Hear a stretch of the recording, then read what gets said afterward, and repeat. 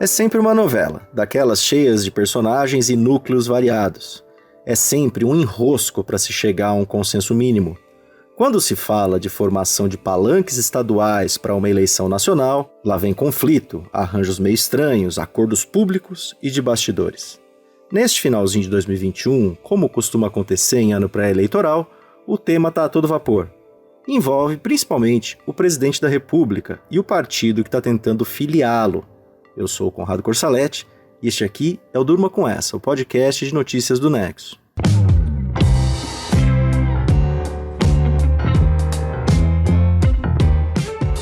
Olá, eu sou a Letícia Arcoverde e estou aqui com o Conrado para apresentar esse podcast que vai ao ar de segunda a sexta no fim da tarde e início da noite. Sempre com notícias instigantes, às vezes meio bagunçadas, que a gente desenrola aqui para você porque com certeza podem continuar a ecoar por aí.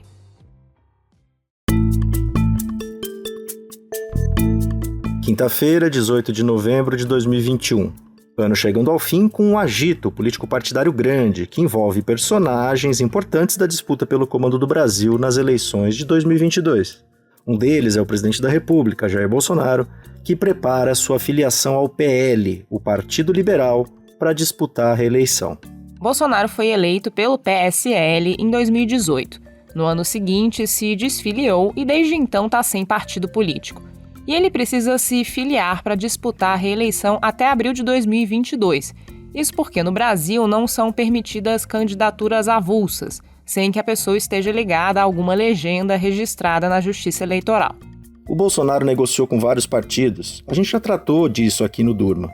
Mas na semana passada a coisa andou com o PL, comandado pelo ex-deputado Valdemar Costa Neto. O Valdemar chegou até a marcar uma data para filiar o presidente. Mas aí o caldo entornou. No domingo, o Valdemar divulgou uma nota para outros dirigentes do PL. A nota dizia que após uma intensa troca de mensagens na madrugada com o Bolsonaro, eles decidiram adiar o evento de filiação. No dia seguinte, quando ainda estava na sua viagem por países do Oriente Médio, o presidente da República comentou o assunto. O que acontece? Tem alguns estados que, para mim, para uma possível eleição, se vier candidato, são vitais, como São Paulo. Ele tem um compromisso em São Paulo, que é com um candidato que vai apoiar o atual governador, se ele tiver o espaço lá no partido dele. E o que eu preciso, se vier candidato, já é bem claro, obviamente, é ter candidato em quase todos os estados, em especial São Paulo, que tem mais de 30 milhões de eleitores. Então é isso que está pegando. O Valdemar é uma pessoa de palavra. Ele falou que está buscando uma negociação, não conseguiu ainda a garantia de outro lado que ele possa se desfazer do que fez no passado, então resolvemos simplesmente adiar. Não adianta a gente começar um casamento com coisas pendentes. Tá? Aí o Bolsonaro falando a jornalistas em Dubai, na segunda-feira. O presidente falou ali 2 vezes se vier a ser candidato. Isso é normal para um momento pré-eleitoral, mesmo que todas as intenções dele sejam de ser candidato à reeleição. Mas o centro da conversa, como você ouviu, é um desacerto envolvendo palanques estaduais. Ele citou aí o caso de São Paulo, mas tem ruído em outras partes do Brasil também. O palanque estadual para um candidato à presidência é a estrutura que ele vai ter regionalmente. Essa estrutura é importante na política tradicional. Se um candidato a presidente tem um candidato a governador forte num estado, aliado, que dá apoio mesmo, isso dá mais tração ao seu objetivo central de conseguir votos, além de ser recebido com festa bem estruturada quando vai fazer suas viagens pelo Brasil na campanha. O entrave de São Paulo é o seguinte: antes de chamar o Bolsonaro para se filiar ao PL e o presidente dizer que topava, o Valdemar Costa Neto tinha fechado um acordo no estado. Esse acordo previa o apoio do PL ao Rodrigo Garcia, vice que o João Dória, atual governador, quer lançar candidato em São Paulo em 2022. O problema aí é que o Dória é desafeto do Bolsonaro. Já foi aliado ali na campanha de 2018, mas hoje é rival. Rival que quer, inclusive, disputar a presidência. O presidente da República, por sua vez, queria lançar o ministro Tarcísio de Freitas para governador em São Paulo, que vale lembrar é o estado que tem mais eleitor no Brasil. E muita coisa está em jogo. As eleições não se resumem apenas para presidente. Temos deputados federais que têm uma chance de fazer uma grande bancada com bons quadros, mas o nosso partido não pode estar flertando com a esquerda num ou outro estado. Então, se nós resolvemos isso aí, eu assino essa filiação, que no meu entender me satisfaz e satisfaz grande parte do nosso eleitorado, que quer uma continuidade da minha política. Agora, para ter uma continuidade, não basta o presente. Você tem que fazer uma bancada boa de senadores e deputados federais. Presidente, mas então... Aí o Bolsonaro, na mesma entrevista em Dubai, falando da importância desses palanques estaduais. Afinal, é pelos estados que se elegem os deputados federais, os senadores, além, é claro, dos governadores. Ele cita aí o fato de que não quer se aliar com candidaturas locais de esquerda. Obviamente, não está falando do Rodrigo Garcia, o apadrinhado do Dória. Esse outro entrave está em estados do Nordeste. Nessa região do país, o PL é aliado local do governo petista na Bahia, é aliado local do governo petista de Piauí, é aliado também do governo do PSB, Partido Socialista Brasileiro, no governo de Pernambuco. São esses alinhamentos estaduais do partido de Valdemar que o Bolsonaro quer resolver antes de sair candidato. É uma miscelânea que lembra a música do Chico Buarque, do Carlos, que amava a Dora, que amava a Lia, que amava a Leia, que amava Paulo, que amava toda a quadrilha. É o que boa parte dos partidos costumam fazer, especialmente os partidos do Centrão, do PL e do Valdemar. Pois bem, o entrave de São Paulo está nessa negociação que o Bolsonaro está fazendo com o possível novo partido. Uma saída para o Tarcísio Freitas, ministro que é bastante celebrado pelos bolsonaristas, pode ser uma candidatura ao Senado por Goiás. E a saída para esses entraves no Nordeste pode ser um arranjo em que cada um cede um pouquinho, que é a essência da política. Na quarta-feira, dirigentes regionais do PL decidiram por unanimidade dar carta branca ao Valdemar para negociar diretamente com Bolsonaro as indicações para as candidaturas nos estados em 2022. E qual o problema que eles vão ter que resolver nessa negociação direta? É que o Bolsonaro quer ter um domínio forte sobre o partido que ele entrar. Ele já disse isso publicamente. Ele já fez isso com o PSL em 2018. Chegou lá, colocou um nome da confiança dele para comandar a legenda na eleição, na época o Gustavo Bebiano, e controlou as direções regionais que eram de seu interesse. A diferença é que o PSL era um partido pequeno, um partido cartorial que dava para mandar muito mais fácil. O PSL cresceu bastante com o Bolsonaro, virou um dos partidos com mais deputados na Câmara, garantindo fundos partidário e eleitoral relevantes. O PL também tende a ganhar nesse aspecto. Hoje ele tem a terceira maior bancada da Câmara, mas pode fazer uma bancada ainda maior do que os 40 e poucos deputados que tem. Mas só que não é um partido tão fácil de dominar assim. A tal carta branca que os dirigentes regionais do PL dizem ter dado ao Valdemar para negociar com o Bolsonaro não deve entregar tudo que o presidente da República quer. Segundo um relato feito nessa quinta pelo jornalista Josias de Souza no portal UOL, o quadro é mais ou menos assim. Os integrantes do partido que são bolsonaristas, como o senador catarinense Jorginho Melo, sustentam que a prioridade é o projeto nacional. Já o deputado Fábio Abreu, que é aliado regional do governador petista Wellington Dias, no Piauí, disse ter confiança na preservação da autonomia dos diretórios estaduais.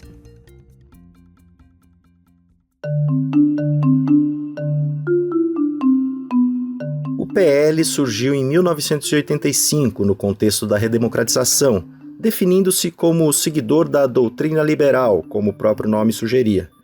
Era um pessoal que já tinha passado pelo PDS e também pelo PFL, duas legendas formadas por políticos da antiga Arena, que dava sustentação à ditadura militar.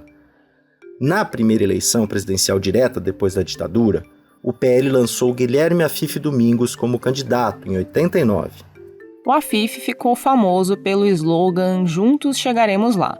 No segundo turno, o PL apoiou Fernando Collor e depois parou de lançar candidato próprio ao Palácio do Planalto, passando a atuar como um típico partido do Centrão, que é esse grupo de parlamentares que costuma apoiar o governo da vez, não importa quem for o presidente, desde que tenha bons cargos no governo e acesso ao orçamento público. As eleições de 2002 marcaram um salto do partido. O empresário José Alencar, filiado ao PL, foi eleito vice-presidente na chapa do Lula.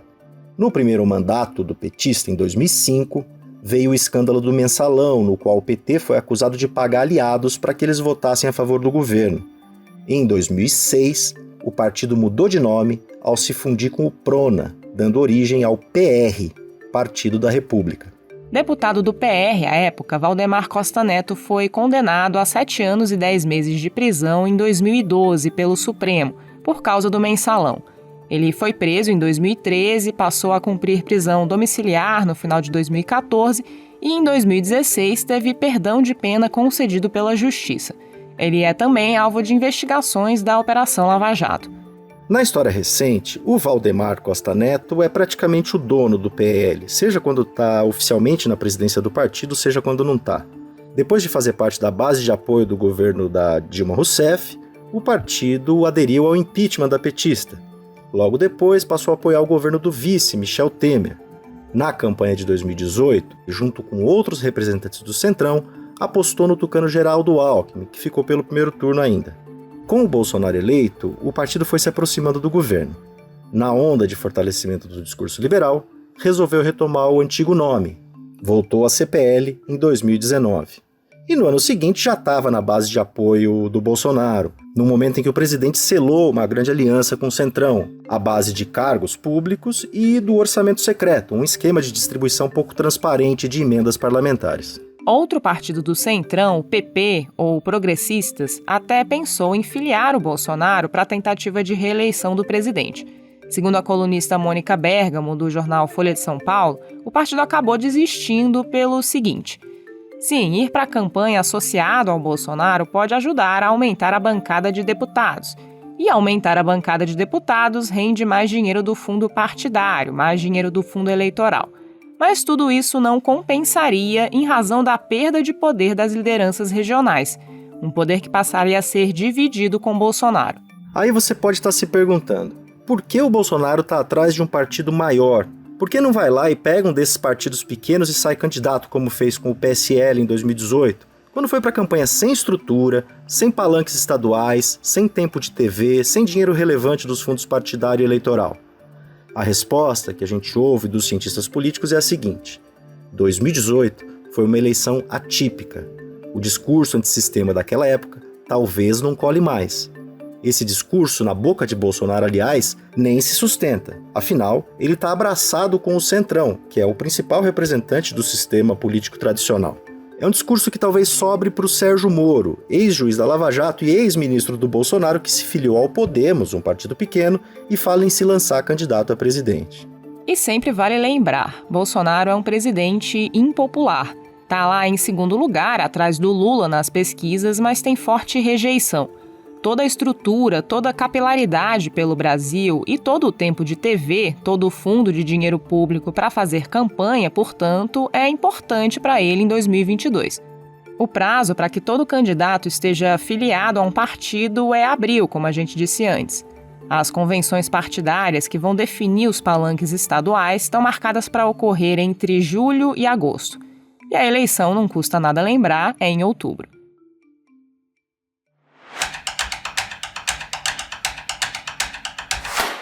Nesta sexta-feira, completa-se um ano da morte do Beto Freitas, um homem negro de 40 anos que foi espancado e asfixiado por 2 seguranças brancos no estacionamento de uma unidade do supermercado Carrefour em Porto Alegre. O crime ocorreu na véspera do Dia da Consciência Negra e gerou protestos e reações ao redor do Brasil. O redator Marcelo Rubissec está escrevendo sobre o tema. Marcelo, como está o desenrolar do caso? Bom, 6 pessoas foram denunciadas na justiça. Os 2 seguranças que foram filmados agredindo o Beto Freitas, que estão presos preventivamente, uma funcionária do Carrefour que tentou impedir que o crime fosse filmado, um funcionário da empresa terceirizada de segurança e outros 2 funcionários do próprio mercado que ajudaram a imobilizar a vítima. No caso das empresas envolvidas, as 2 fizeram acordos de indenização na justiça. O grupo Vector, que prestava serviços de segurança privada naquele Carrefour, teve que pagar 1,79 milhão para a justiça para se livrar de outras punições. O Carrefour, por sua vez, além de pagar indenizações no total de pouco mais de 5 milhões para a família do João Alberto Freitas, teve que assinar um termo com a justiça para pagar 115 milhões de reais como indenização em 3 anos. Esse valor vai para coisas como bolsas de graduação e pós-graduação para estudantes negros e também para a qualificação profissional e incentivo a empreendimentos de pessoas negras. E Marcelo, qual que foi a reação a esse acordo? E quais outras medidas o Carrefour tomou nesse último ano? Pois é, esse acordo foi assinado em junho e gerou muitas críticas de uma parte do movimento negro. O principal questionamento é que ele impede que os inquéritos sobre o Carrefour, especificamente, continuem andando na justiça. Então, basicamente, o que a Coalizão Negra por Direitos e outros ativistas falaram é que fica parecendo que se colocou um preço para que o Carrefour possa não ser punido na justiça por um caso muito grave de homicídio que aconteceu em uma das suas lojas. Mas, nesse último ano, várias críticas foram feitas à atuação do Carrefour no geral. Então a gente teve, por exemplo, a criação do Comitê Externo Independente, que recebeu críticas por pessoas que acharam que esse grupo era composto só por algumas pessoas de destaque e não seria suficiente para fazer o diálogo necessário com o movimento negro. Esse texto do Marcelo você vai poder ler em nexojornal.com.br.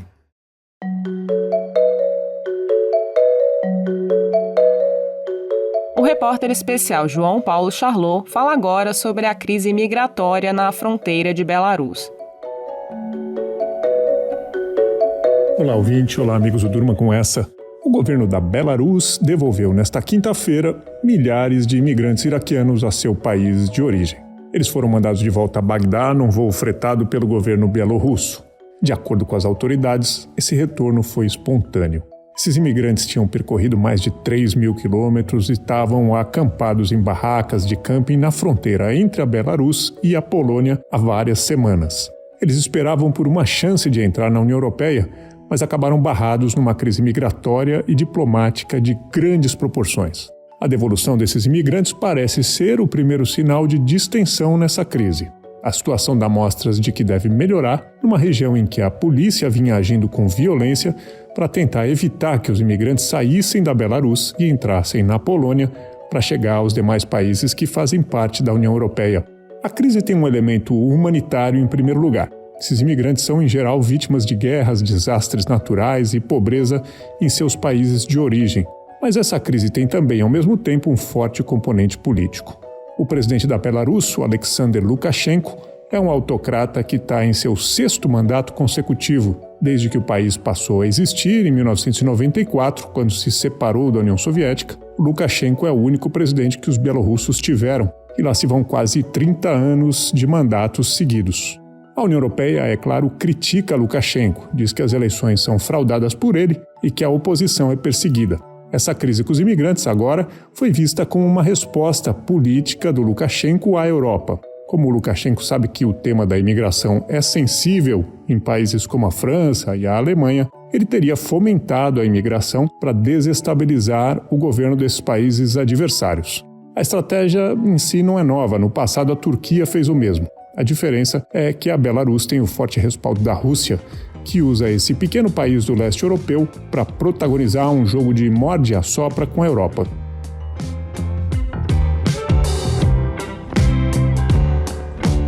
Dos acertos e desacertos entre Bolsonaro e o PL na formação de palanques estaduais, passando pela marca de 1 ano do assassinato de Beto Freitas e fechando com a crise migratória na fronteira de Belarus, durma com essa.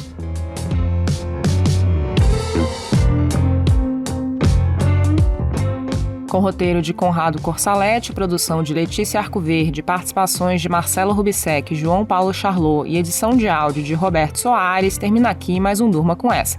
Sexta-feira é dia de extratos da semana. Eu trago aqui para você um resumo dos principais acontecimentos dos últimos dias. Até lá!